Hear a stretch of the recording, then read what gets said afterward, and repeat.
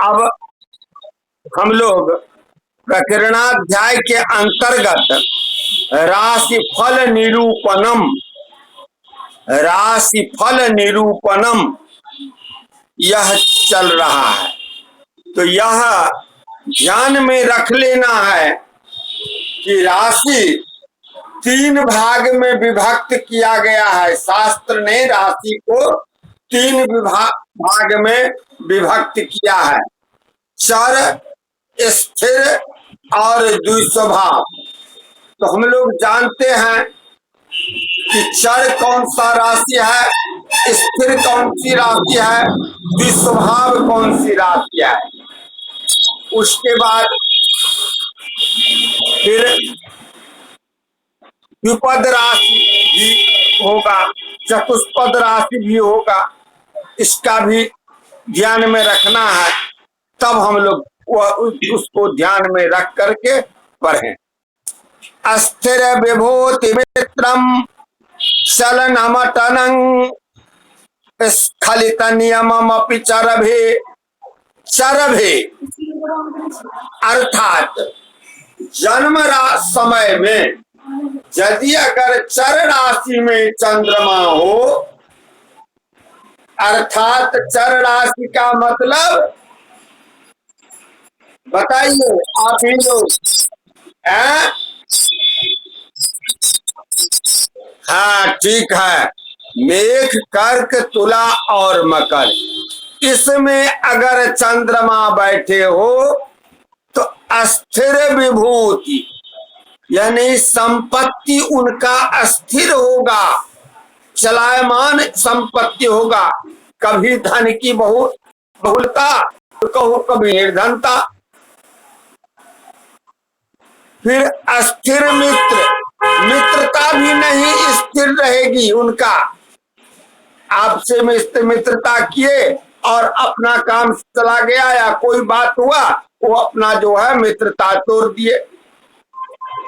फिर चलनम अटलम, और वह चलायमान रहते हैं, बहुत यात्रा करने वाले होते हैं। स्खलित नियममपि चरभे, अपना जो भी मन में ठाने कि हम ये काम करेंगे, काम तो प्रारंभ कर दिए लेकिन बीचे में छोड़ दिए, उस पर भी नहीं आरूढ़ रहे, अपनी प्रतिज्ञा पर नहीं आरूढ़ रहते हैं। वो अपना नियम बदलते रहते हैं। स्थिर भे तद विपरीतम, अब स्थिर राशि में जिनका जन्म हो, स्थिर राशि मतलब वृक्ष, सिंह और वृश्चिक, इस राशि में जिनका जन्म हो, उस जन्म समय में इस राशि में जहां चंद्रमा हो तो तद विपरीतम, ऊपर जो कहा गया है उसका विपरीत, अर्थात अस्थिर विभूति के स्थान में स्थिर संपत्तिवान, स्थिर मित्रवान, स्थायी काम करने वाले,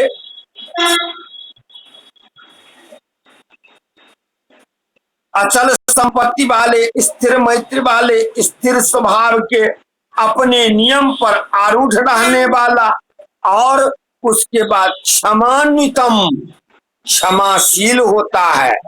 लेकिन एगो दुर्गुण होता है उसमें। क्या दुर्गुण होता है? तो वो दीर्घ सूत्रंच, वो दीर्घ सूत्री होता है, अर्थात धीरे धीरे काम करने वाला। कोई भी काम हो उसमें वो तेजी, कितने भी आप कहिएगा कि जल्दी जल्दी काम करो, तो नहीं, वो धीरे धीरे काम करने वाला होता है। क्या समझ गए? आइए अब द्विशरीरे अर्थात द्विस्वभाव राशि वाले, द्विस्वभाव का अर्थ हो गया मिथुन राशि, कन्या राशि और धनु राशि। हाँ, धनु राशि और मीन राशि है ना, मिथुन, कन्या और धनु, मीन, है ना, ये चार राशि द्विस्वभाव राशि है।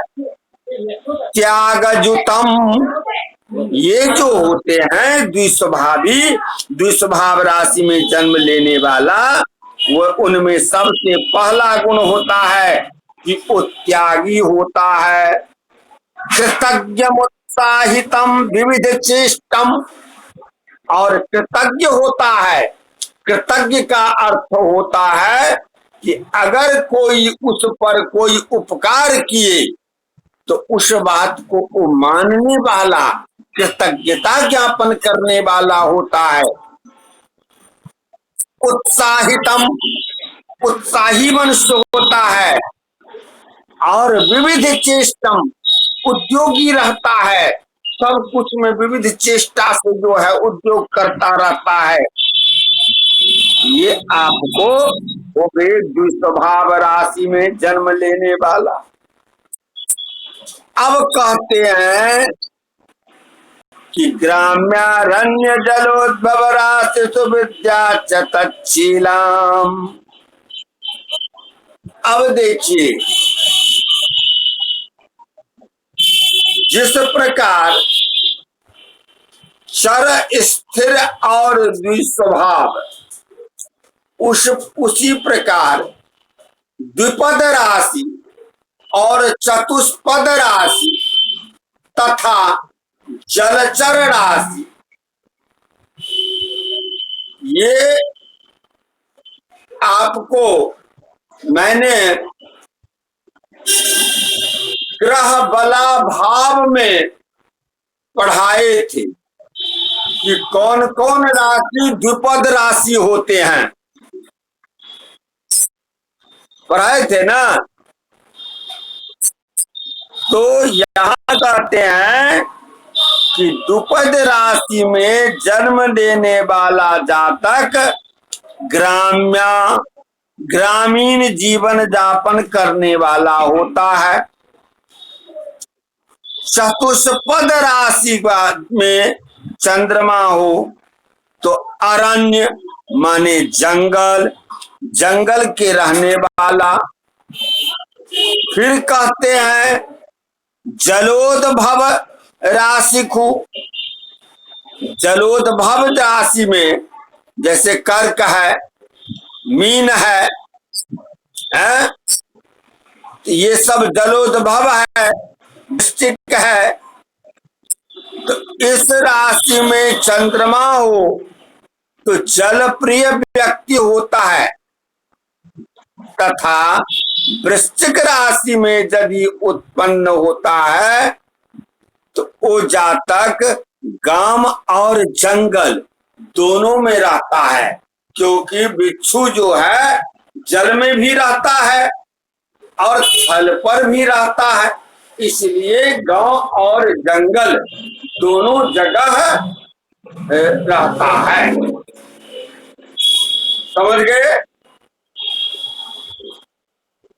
तो ये द्विपद राशि और चतुष्पद राशि, वनचर जंगल वाला, जलचर जल में रहने वाला, ये सब कौन कौन राशि है इसको ध्यान में रखना है। और मैंने आपको पढ़ा चुका हूं ग्रह बलाध्याय, यानी प्रथमाध्याय में ही। हाँ हाँ, उसमें मैं पढ़ा चुका हूं। तो चलिए, अब जो तीसरा श्लोक में कहे हैं, एवं बलराम जी के की भेलन किया खस पर लायु की है। बलराम जी की भेल, हाँ एना के ने चलो। हाँ अब चंद्रमा पर दृष्टि का फल कहते हैं। तो हम लोग यह तो जानते हैं कि ग्रह जहां रहता है उस स्थान से अपने सातवें स्थान को पूर्ण दृष्टि से देखता है, तीसरे और 10वें स्थान को एक चरण दृष्टि से देखता है, 9 और 5वें भाव को 2 चरण दृष्टि से देखता है, चौथे और 8वें भाव को 3 चरण दृष्टि से देखता है। फिर इसमें इस दृष्टि में विशेषता है कि शनि तीसरे और 10वें भाव को सप्तम भाव के साथ साथ तीसरे और 10वें भाव को भी पूर्ण दृष्टि से देखता है, और मंगल सप्तम भाव के अतिरिक्त चौथे भाव तथा 8वें भाव को पूर्ण दृष्टि से देखता है। गुरु बृहस्पति सप्तम भाव के साथ साथ 5वें और 9वें भाव को पूर्ण दृष्टि से देखता है। तो यहाँ प्रसंगवश मैंने पुनः आप लोगों को स्मरण करा दिया है, और यहाँ जन्म समय में जन्म कुंडली में जहाँ बैठा हो उसको उस पर ग्रहों की दृष्टि का फल आचार्य ने कहा है। क्षेत्राधिप संदृष्टे शशिने नृपस्तुहृद्भिरपि धनवान। अब कहते हैं क्षेत्राधिप, क्षेत्राधिप क्या हुआ? तो जिस भाव में चंद्रमा बैठे हैं उस भाव का वो क्षेत्र हुआ, जिस भाव में बैठे वह उनका क्षेत्र हुआ। अब वो जो है उस क्षेत्र का मालिक, यदि अगर वो कर्क राशि में है चंद्रमा तब तो वो स्वयं मालिक है, पर कर्क के अतिरिक्त यदि अगर अन्य ग्रह के राशि में अन्य राशि में बैठे हैं तो उनके स्वामी यदि उस चंद्रमा पर दृष्टि डालता है तो नृप, तो वो राजा होता है। चंद्र अर्थात इसका उदाहरण ये हुआ कि मान के चलिए जन्म समय में वृष राशि में चंद्रमा बैठा है और शुक्र द्वारा देखा जा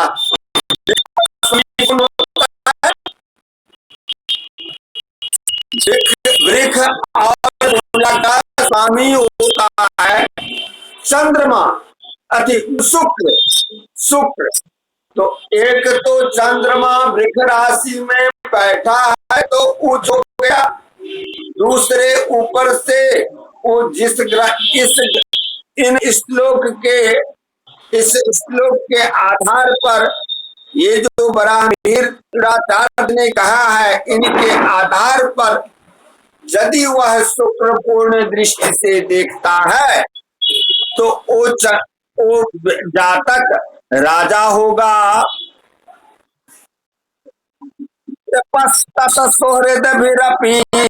धनवान। अगर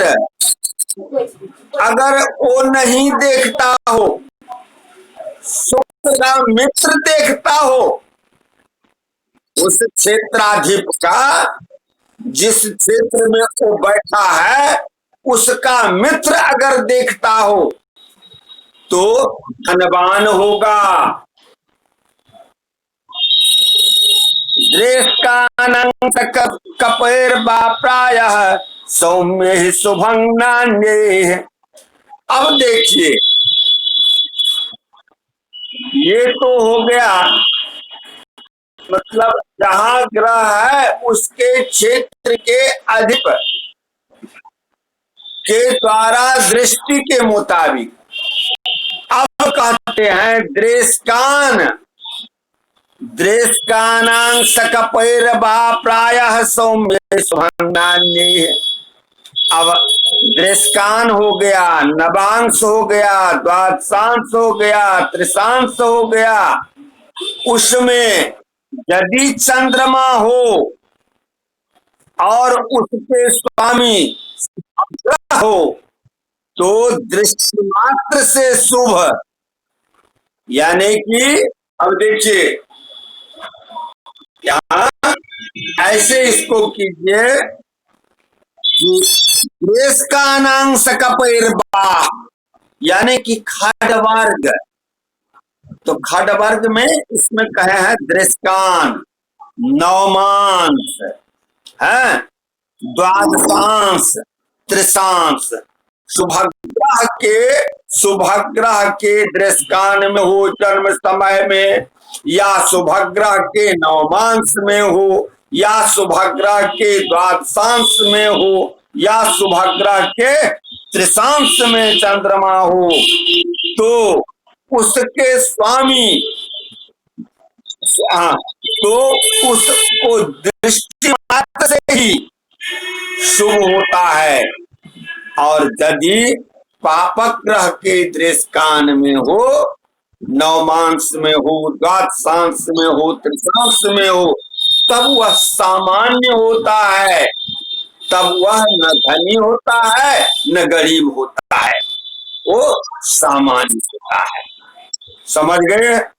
मान के चलिए कि शनि के दृष्कान में बैठा है, शनि द्वारा देखा जाता है, तो उस समय में शनि पापक ग्रह है, इसलिए उस समय में वह न राजा होगा न धनी होगा, वह होगा क्या? तो सामान्य होगा, न गरीब और न अमीर। समझ गए? कोई दिक्कत? ये बोल के कहिए, ऐसे ऐसे नहीं मत कहिए। दिक्कत तो पुनः मैं उसको दोहराऊं।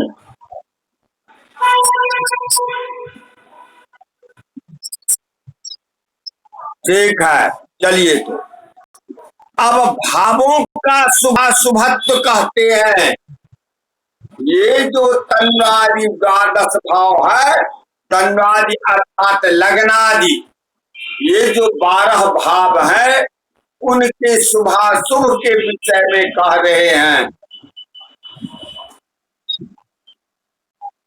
उष्णन्ति शुभाभावान् मोत्यादीन घ्नन्ति संस्थिता पापाः। अब असौम्याः खष्ठेरिघ्नाः खष्ठे अरिघ्नाः सर्वेरिष्टा जयास्तमगाः। अब जिस भाव में शुभग्रह बैठा है, तन्वादि, ये लग्नादि, लग्न से लेकर के जय भाव पर्यंत जिस भाव में शुभग्रह बैठा हो, उस भाव को शुभ फल कारक करता है। और जिस भाव में पापक ग्रह बैठा रहता है, उस भाव का फल न्यून करता है।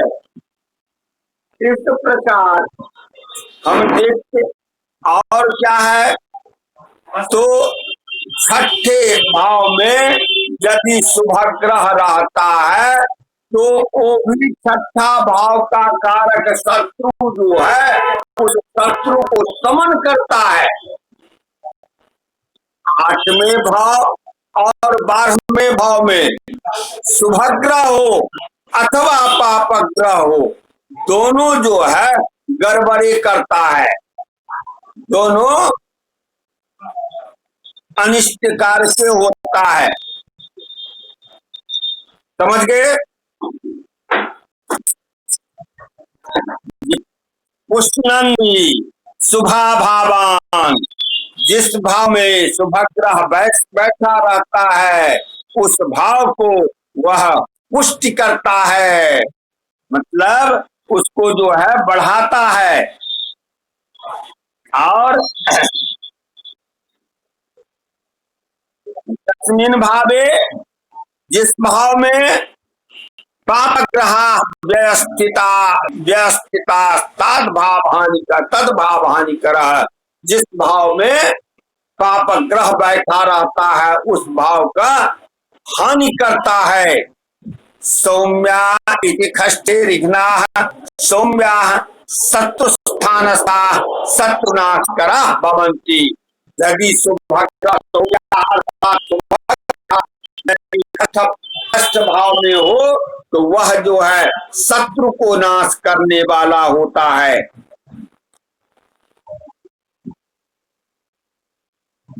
सर्वे नेष्टा व्ययास्तमगा पापा सौम्याश्च कर्म वृद्धि कुर्वन्ति कष्ट ग्रहण मत्रो। अब यदि सभी शुभग्रह हो या पापग्रह हो, वह यदि अगर अष्टम भाव और 12वें भाव व्यय भाव में यदि बैठता है तो वह जो है अनिष्ट कारक ही होता है। समझ गए? हाँ हाँ, लग्न कुंडली हो या जय कुंडली हो, कोई में जय भाव में पाप ग्रह बैसे वो भाव के हीन फल करते, और जय भाव में शुभ ग्रह बैसल छे वो शुभ करते, वही भाव के पुष्टि करते। बुझलिए ने?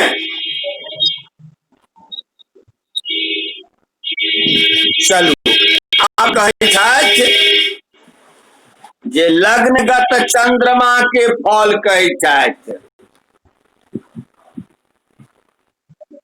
कर्क वृखाजोपगते चंद्रे लग्ने धनो स्वरूपश्च धनु स्वरूपश्च।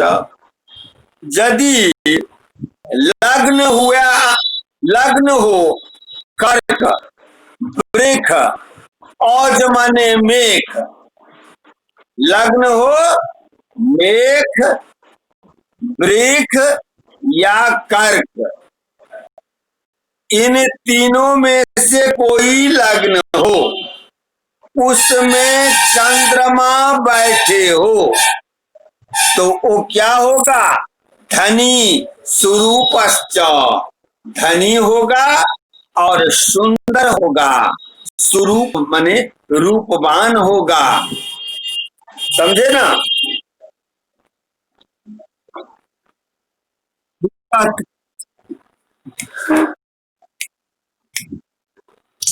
फिर कहते हैं विकलांग जड़ दरिद्रा से विशेषतः कृष्ण,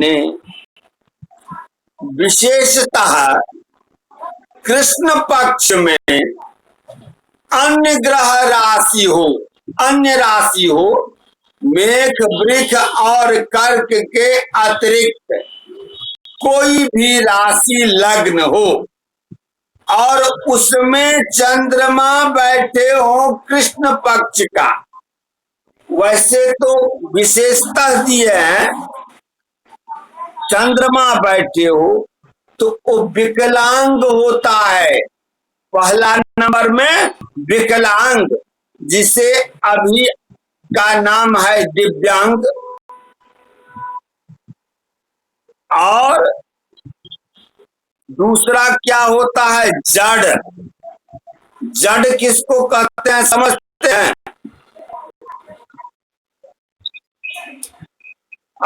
मूर्ख, सुलहनी मूर्ख नहीं कह दीजिए, यानी जिसको दिमाग में कुछ ढुकता ही नहीं हो,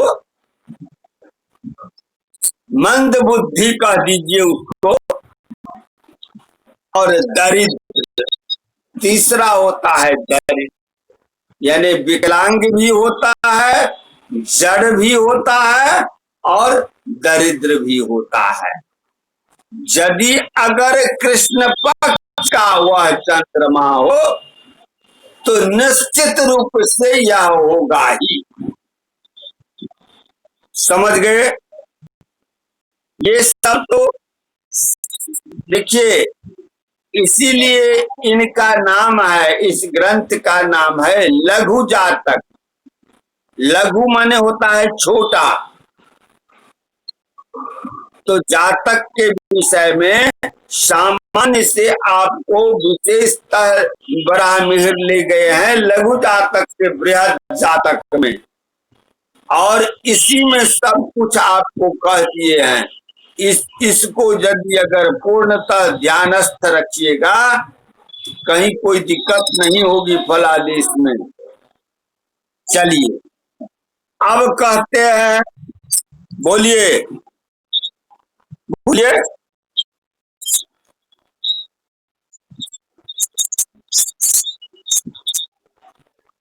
अरे भाई, ये जिस लग्न में जन्म हुआ वह लग्न कुंडली हुआ, जिस राशि में चंद्रमा बैठे हैं वह चंद्र लग्न कुंडली हुआ। दोनों जो है बलवत्र है, दोनों का फलादेश एक ही तरह से होता है।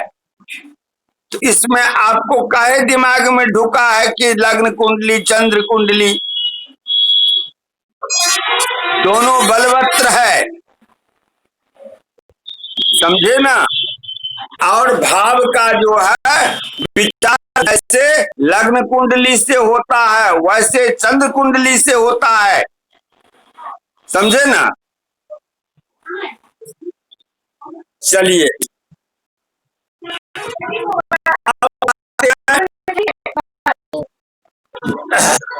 जो लग्नगत सूर्य और द्वादशस्थ सूर्य चंद्रमा का फल कहते हैं। तो लग्न में यदि सूर्य बैठे हो तो बिकले क्षणोर्क लग्ने तैवीर को जे सभे तुरात्यंधा अबुध बुदृष्टि अर्किणी कानो व्ययगे शशांके बा। अब कहते हैं बिकले क्षणो अर्क लग्ने, लग्ने अर्क, यदि अगर कहते हैं कि कर्कस्य लग्न गतस्य चंद्रार्कयोश्च लग्ना द्वादश स्थानयो विशेषमाह मेघ संग कर्कटान कर्ज मित्वा अन्यस्मिन् दासो लग्न गते तस्मिन् चार के स्थिति विकलिक्षणो भवति। अर्थात जन्म समय सूर्य यदि जन्म लग्न में हो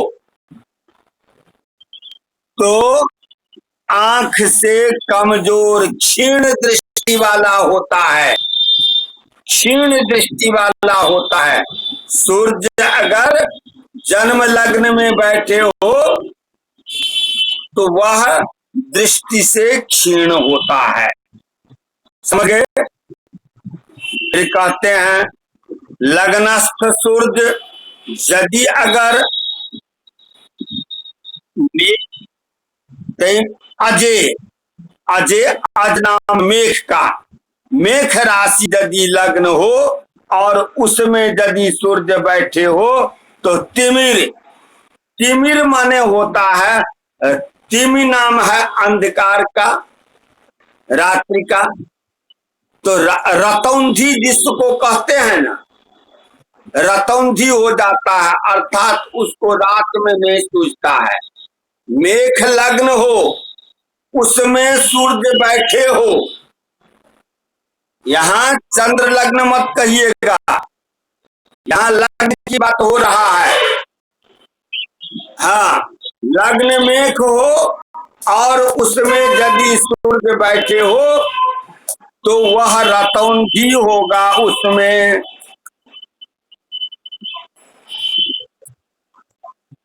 फिर कहते हैं स्वभे तू, स्वभे तू रात्र्यंधा। अब स्वभे, स्व माने क्या हो गया, अपना, अभे राशि। यदि सूर्य अपनी राशि अर्थात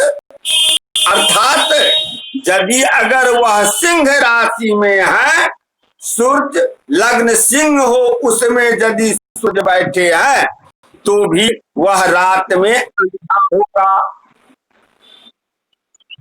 बुध वो दृष्टि कर्किणी और कर्क लग्न हो तो आंखों वाला होता है, वह जो है उसके आंख में फुला रहता है। कर्कानो व्ययगे शशांके वा, सूर्य और चंद्रमा दोनों यदि अगर 12वें भाव में हो तो जातक एक आंख से अंधा होता है, अर्थात कान्हा होता है। 12वें भाव से, लग्न से 12वें भाव में सूर्य और चंद्रमा यदि अगर बैठे हैं तो यह समझ लेना चाहिए कि एक आंख से यह अंधा होगा, अर्थात कान्हा होगा। समझ गए? चलिए, अब इस अध्याय में एक श्लोक रह गया है, आप लोग बताइए मत। जन्मकालिक ग्रहों के भाव फल में न्यूनाधिकता, जन्मकालिक जो भाव है, ग्रह है, उसमें न्यूनाधिकता का कह रहे हैं।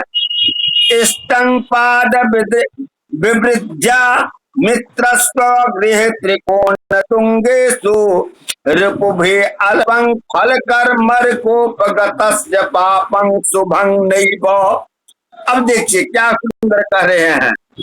स्तंपाद विवृज्या, अपना जैसे जैसे आगा करते गए हैं वैसे वैसे चरण वृद्धि होता गया है। देखिए, यदि अगर वह मित्र के घर में, स्वगृह में, त्रिकोण में और तुंग माने उच्च भाव में यदि बैठे हैं तो उसकी पाद दृष्टि बढ़ती गई।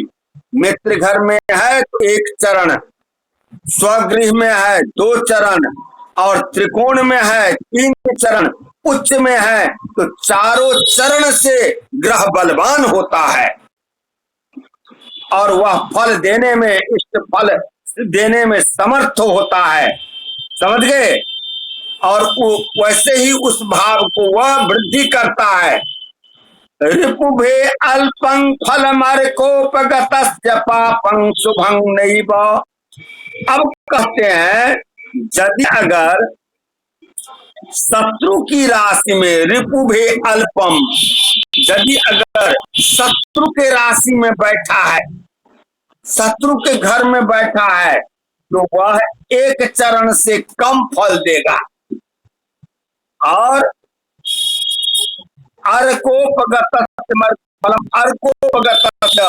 और यदि अर्कोपगत माने सूर्य से अस्त, कोप, सूर्य एक ही सूर्य है जिससे ग्रह जो है अस्त होता है। कल आप प्रश्न भी किए थे कि अस्त होता है कैसे, तो मैं बता देता हूं। अब यह आ गया तो हमको स्मरण में आ गया। जब सूर्य से अस्त ग्रह रहता है तब जो है उसका शुभ फल का अभाव हो जाता है। पाप फल पूर्ण होता है। पाप पूर्ण होगा लेकिन शुभ फल का अभाव हो जाएगा, अर्थात भावद अशुभ फल विपरीत समझे। समझे? अब देखिए, कल आपको हमको अब यह अस्त वाला बात आ गया। तो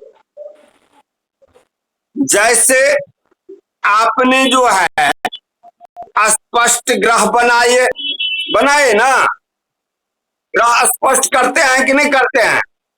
स्पष्ट ग्रह करते हैं।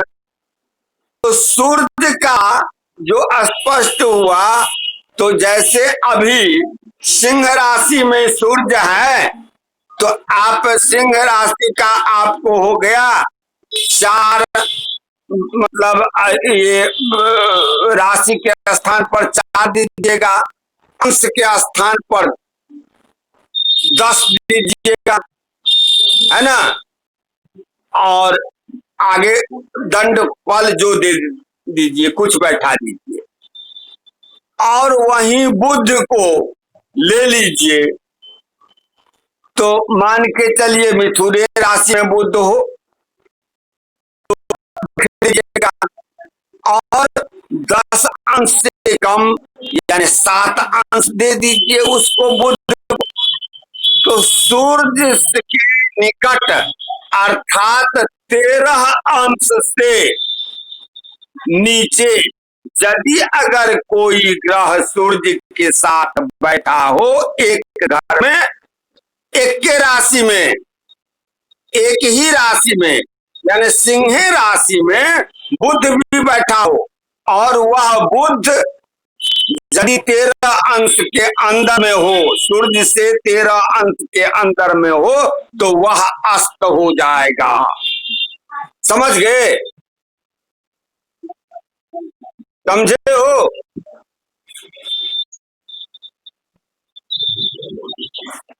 ठीक है, तो अब रखिए, विश्राम कीजिए, और जो मतलब पढ़ाए हैं उस पर पूर्णतः ध्यान दीजिए। आगे का विषय कल। बलराम जी, आप हमको खोजना चाहिए, हम ही आपको खोजते रहते हैं, और आप जो है, हो गया, खत्म भी हो गया। चलिए।